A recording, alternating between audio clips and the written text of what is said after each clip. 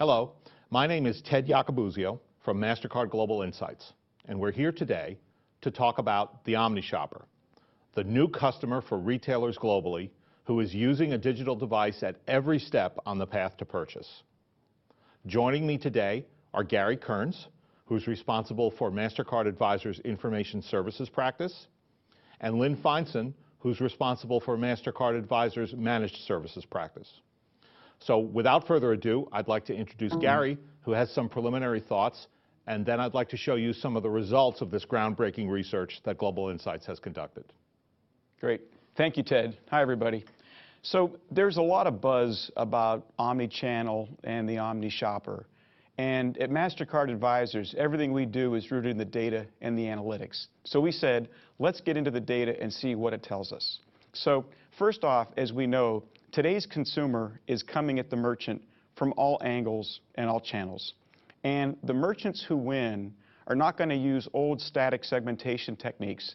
They're going to look at me, the customer, in a segment of one and how they can be more relevant and provide more value to me. And it's interesting that while there's so much buzz about e-commerce, globally it hasn't broken 10% of any sector. There are a few sectors like electronics and apparel where it's significant, but the vast majority of them it really hasn't penetrated. So the study that we did here is groundbreaking. First off, we leveraged MasterCard's massive anonymized transaction database and looked at 150 million consumers in major countries around the world. Looked at their shopping habits. We also combined this with the survey that Ted's talking about, 10,000 consumers in 11 major countries globally. So here's what we learned and what we confirmed. First, 8 out of 10 consumers globally are using some sort of electronic device when they're shopping. It could be a PC or a smartphone or a tablet or in-store technology. So 8 out of 10. This means that the balance of power has definitely shifted from the merchant to the consumer. So you add to that the touch points that the consumers are coming in terms of alerts, apps, loyalty programs, in-store technology, and it's pretty darn complicated. So our objective today, again, using this data-driven analysis, is to help to decode this for you. What's happening? How do you succeed and win in this volatile environment? Ted, back to you. Thanks, Gary. So let's take a quick view of the findings of the research, and then I'd like to ask some questions about those findings from our two distinguished guests. The first finding is what Gary said, that globally, 8 out of 10 consumers report that they leverage a digital device at some step of the shopping experience. I could point out that in China, that's 9 out of 10. 9 out of 10 consumers in China are reporting leveraging a digital device at some step on their path to purchase. But it's the some step, I think, that's the key here. Which step is it? And how do retailers cater to the step that a consumer is going to leverage that digital device? Because a lot of the heat and noise that was around the internet putting Main Street and High Street retailers out of business that we were hearing back at the dawn of time in 1998 and 1999 has not come to pass. And that's part of the findings of this research. Our second finding is that there's a tremendous sense of confidence among consumers globally about their prowess as shoppers, as compared to as recently as 2010.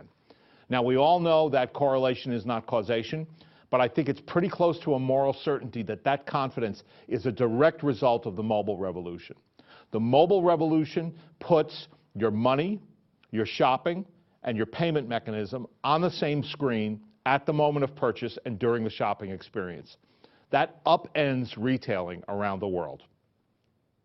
Our third finding is that the store remains the center of gravity in the Omnishopper's universe. So the notion that the internet was going to do away with repeat business, the notion that the internet was going to obliterate loyalty, the notion that the internet was going to put stores out of business, this turns out not to be the case. Stores are closing, for example, in the United States, but they're also opening. Look at Amazon opening a bookstore in its home ground in the state of Washington. Our fourth key finding is that Omni shoppers are comfortable with the retailers that they know. This is a very important finding and goes to what consumers are loyal about. They're loyal about retailers and not necessarily to brand. They will remain loyal to retailers and not necessarily to brand, as long as the retailer respects their path to purchase. Our fifth, Omni shoppers are reducing the numbers of stores they visit while researching purchases more intensely. So while they go to more sites and more stores online, they are set up for loyalty among the retailers they know, because those retailers are the ones that they will bring their repeat business back to. Our sixth key finding, omni shopping is not a race to the bottom. The other great fear, among many great fears, at the dawn of e-commerce was that e-commerce was going to obliterate service and obliterate quality and make all shopping dependent on price. That has not happened. Price, of course, is a consideration, but it is hardly the only one when consumers shop either online or in store. And finally, what for me was perhaps the most intriguing result of the research is that it's inventory that converts shoppers into consumers at the last mile. That means that retailers have to have a 360 view of their inventory situation, whether they're selling through the store channel, through the mobile channel, through the internet channel, or through some channel that the scientists haven't dreamed up for us yet. That's a high-level view of the findings. So what I'd like to do now is have an open discussion with our guests about where things are going. Lynn, I think that it's evident that in a world where, for example, the first 8 minutes of Singles Day in China can net Alibaba $1 billion in volume, is a world that none of us has any landmarks with which to navigate our progress, that we've upended the retailing situation there. And a lot of this has to do with smartphones, that smartphones put your money, put your payment, and put your shopping experience right in your hand while you are shopping. But what does this do for marketing best practices? Does it wipe the slate clean? Are marketing best practices simply being reordered? Do we take the marketing best practices that we've always used and add new ones to them? What does this say about marketing in a world in which all of us are relatively strangers? Yeah, Ted, I would agree that there is a revolution going on, and it's the smartphones that have empowered the customer. The consumer is now researching products, and you see that certainly if you go into a store and you see the Omni shopper with her phone out, looking at prices, looking at products, making the decision on the spot. And so very, very visible to see that empowerment live when you're in a store. But I think financial services marketers have to realize that it's going on in their segment too. It's just less visible. If you think of someone applying for a credit card, these days people are considering what credit card to apply for by going onto the internet and doing research. And the younger the consumer, the more likely this is to happen. They're not sitting waiting for offers to come in their mailbox. They're going out and they're figuring out what they want. They're putting themselves in control. So, you know, what we see today is that 25% of U.S. consumers are getting one of those mail offers for a new card at least once a month. But the interesting thing is, as we go through this revolution in shopping, as we're calling it, that only 20% of them actually apply through the mail channel. The primary response channel for credit card applications has now become online, and it's increasing. And you know, I'd say that's followed by, yes, some mail responses, also phone responses, and surprisingly to us, consumers are more and more often going into branches to apply for a card, and sometimes they walk in with a direct mail solicitation to fill it out there in the branch. So just as in the retail world, there's been that convergence of online and offline, we're seeing it in financial services. And that means that financial service marketers have to give consumers multiple ways to respond to them. It's not just one response mechanism anymore. You have to be ready for people to choose that channel that they want to respond to you in, And I think the best practice also becomes understanding people's channel preferences and marketing through those channels through their life cycle. And that would be a powerful conversation to have with a customer. Gary, just to bounce off what Lynn had to say, this seems to me to go to the heart of what you talk about when you talk about smart data and smart big data, because the only way anybody's going to be able to figure out when that digital device gets leveraged is by looking at the data, or have I got that wrong? No, I think it's clearly the case. And, you know, we talk about smart data, you know, whether you're a bank or a merchant business, whatever, you really have to understand that you don't need to accumulate all the data in the world. You have to understand what data is relevant for me in driving my business. If you have a challenge on the customer acquisition side, you want to use data and analytics to help to identify who do I target. And, you know, a point that Ted made earlier is that, you know, 70% of customers are, you know, go to merchants that they've shopped with before. So that means that there's roughly 30% that's available for you to target. So you have to be incredibly precise with your data and analytics to be able to go after that. The second thing I would say, I talked earlier about the segment of one. Don't include me in some massive segment where you have 3 or 4 segments of all your customers. Look at me as a segment of one, and how do I, to Lynn's point, like to interact? What are the channels that I prefer? What do I do when I'm not shopping with you? What categories do I prefer? Understanding that information is going to make you a lot more relevant to me as the consumer. And I think it's that 360-degree view. What is my share of wallet, and how do I move that with data and analytics? So getting back to smart data, what's the data I need to make key decisions versus accumulating every possible data source on the planet? Right. Lynn, one thing that's occurred to me is, does this effectively end the era of campaign marketing? Are we in a world of always-on marketing where instead of campaigns based on slogans or deals or even seasons, that in fact you're in a rolling progression of offers and discounts and messages to consumers that they want to hear? Are we in an always-on world right now? Well, I would say that the one-stop campaign is dead. It is over. And I would agree with you, Ted. Digital is always on, and we have to think of that. The consumer can always find us, and we have to always be there for the consumer. Another thing that comes out of the Omnishopper study is that the consumer is always in the consideration phase, always thinking, what am I looking for? Should I buy it? Do I want it? How am I going to pay for it? And actually the access to that path to purchase is all in his or her hand. It's in the phone, as Ted said before. So, you know, this has totally changed the whole shopping dynamic. It's not an event with a beginning, middle, and end. It is ongoing. And collecting information that your consumers can have access to is really, really important. Companies have to be always on in that data flow. You know, and whether it's online or offline channels, that's important. So, you know, if you think about it, whether the Omnishopper is at a store, at point of sale, or in a branch, you have to give them ways to research your products and make sure you get the information out to them that you want them to have. Some of the practices we've seen that we thought were good is perhaps having an interactive kiosk on the floor in a store where right away, you know, the customer can go find information about your product.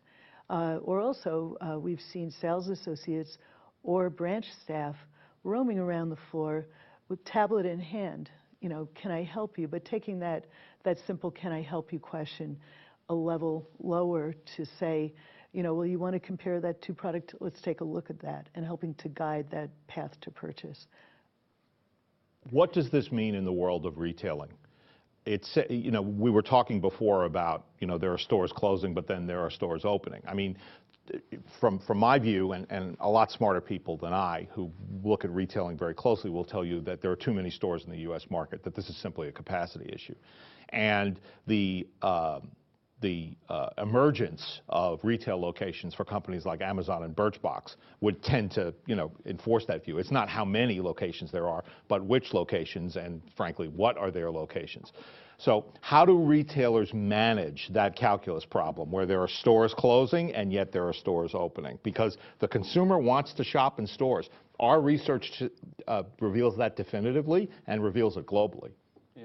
So I think it comes down to one thing, and that is you've got to have a rigorous test and learn framework in any business. And what do I mean by that? So you're making a variety of decisions as a business. Where am I located? Do I open new stores? Do I close stores? Do I invest in the kiosk? What's the ROI on that? What's my engagement strategy? What kind of people do I have working on the floor, to Lynn's point, walking around with a tablet? There is so much that retailers and others need to test and learn to better understand what works and what's the ROI. So earlier this year, MasterCard acquired a company called Applied Predictive Technologies, APT. They're the world leader in test and learn. What we've done is integrated that into our business to be able to go to a customer and say, all the key decisions that you're trying to make, do it with a scientific basis. Do it understanding what stores will be profitable if you roll this out, which won't. Understand and segment your customers based on the actual results. This works in suburban areas. This works where there are malls. There are so many things that retailers need to test, and having a platform and ability to do that enables you to say, do I open these stores? Do I run this digital top-up over here? What do I do? And I think the key about omni-channel and the Omnishopper is that now there is just so much, there's so many variables that you need to add more science to how you're making your decisions. And I don't know how a retailer, a merchant, or a bank can do that absent some framework or methodology to be able to test and experiment regularly, not once in a while. Thanks, Gary. I think that's especially important in the age of the Omnishopper, Gary, because that test and learn methodology gives you the ability to have a continuous data loop, yeah. and you feed that information from iterative testing back into your product, back into your services. And you have to do that because consumers are changing more quickly than ever, and technology is driving that change. Yeah. So I think, using those sorts of what we used to call direct marketing techniques, yeah, and applying them to the omni-channel environment, it's very important, and that's going to help people win. And I think also, you can test a lot more if you know that here's the number of stores I need to test to be statistically valid. I need 22 stores or 47 versus spending $20 million to test something in every store that you have. There's just no way that you can be as effective. Right. Lynn, let's talk a little bit about this mobile revolution. One of the things that I like to talk about and think about that I've seen happening is I've said that it puts your money, it puts your shopping, and it puts your purchase mechanism on the same device.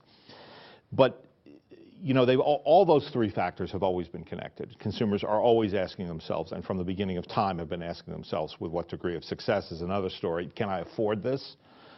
What do I want? And how am I going to pay for it?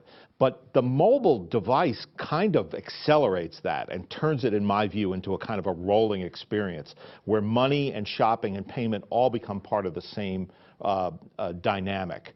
So if consumers are better shoppers and it's the mobile device that's made them better shoppers, how do retailers and institutions respond to that prowess that they're aware of and are continually trying to make better? Yeah, we absolutely agree that the proliferation of digital devices have made consumers better shoppers. And in fact, they're leveraging them at every single stage of the purchase path. And I like your definition of the purchase experience as a rolling experience. I think that's really true because it's iterative, it's ongoing, and it's moving very quickly. As the consumer says, what's my financial position? What do I want to buy? Where do I want to buy it? When do I want to buy it? How do I pay for it? I think of myself going into a bookstore thinking about the purchase of a book, and I love books, and then deciding whether or not I want to get it on the Kindle or I want to buy the actual book. Sometimes I buy the actual book, maybe if it's a cookbook, I'd like the real book in my hands. Sometimes I just note the name of the book I do the Kindle search in the store, and I'm actually buying the book on Kindle in the bookstore, which makes me feel a little guilty. But it's that constant evaluation, and this creates a new dynamic for retailers and for the value chain, for all players in the value chain. I think also online you have to look at the path to purchase that's being affected by this rolling purchase experience. One of the things we recommend at MasterCard is analyzing the path from search to checkout. Every step of the way has to be intuitive, reliable, convenient, or else consumers will abandon. As they get more technology enabled, they have less and less patience for when things go wrong. So you have to make sure the process is simple if you want the sale. And that's especially because we know that more and more sales are occurring on mobile devices. People are not sitting at the big screen laptop to do their shopping anymore. Gary, it strikes me that what Lynn's just been talking about, in a way, is increasing the number of variables when you are looking at the path to purchase. If 70% of consumers globally are preferring to shop at merchants that they've already patronized, it really means two things. You've got to be pinpoint accurate about the consumers you're targeting or prospecting, and a small number of merchants are going to win, and the ones who leverage data and analytics are going to be the ones who do win.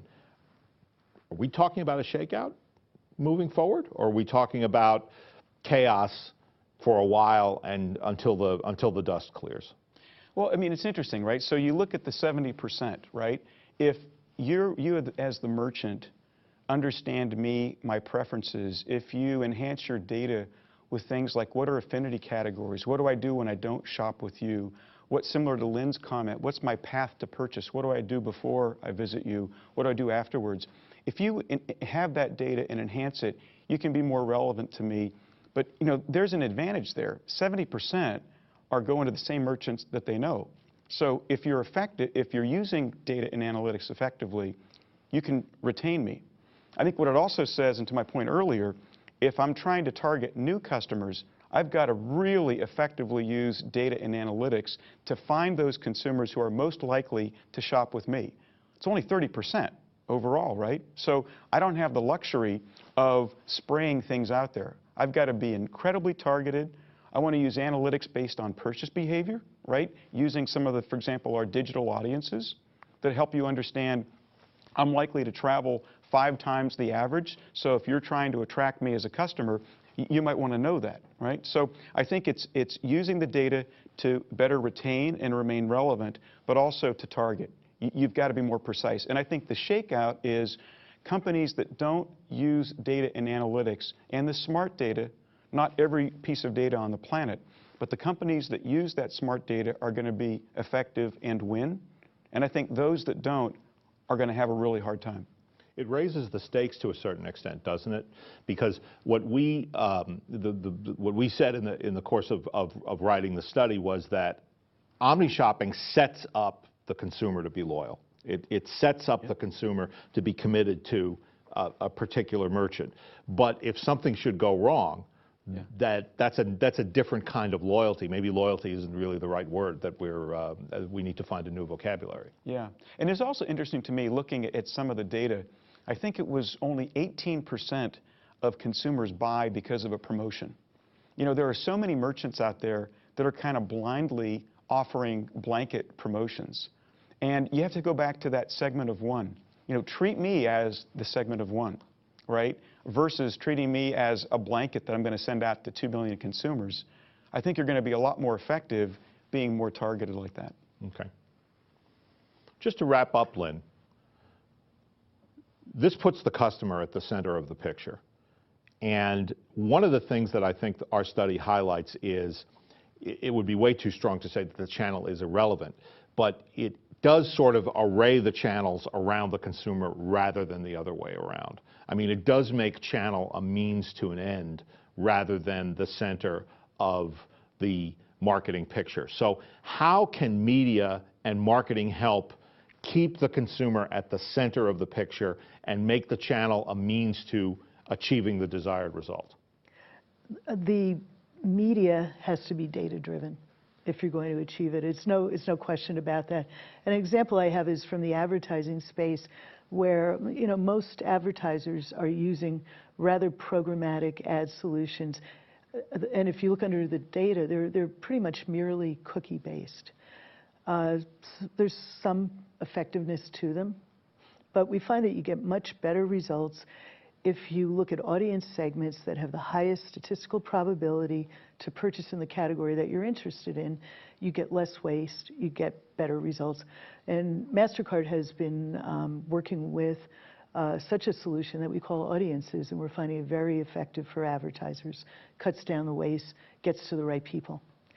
I think another point to make too is that the consumer is confident and they want a really positive shopping experience. So the C-suite needs to think about strategies for engaging this new kind of consumer, this Omnishopper, across channels, how they act, how do you engage with them, what are their preferences. And as Gary's been saying, continuity and personalization become more important than ever. Yeah, and I would add to that also experiment, right? Have the framework to be out there testing and learning, because you're going to find the strategies that are most effective at the greatest ROI.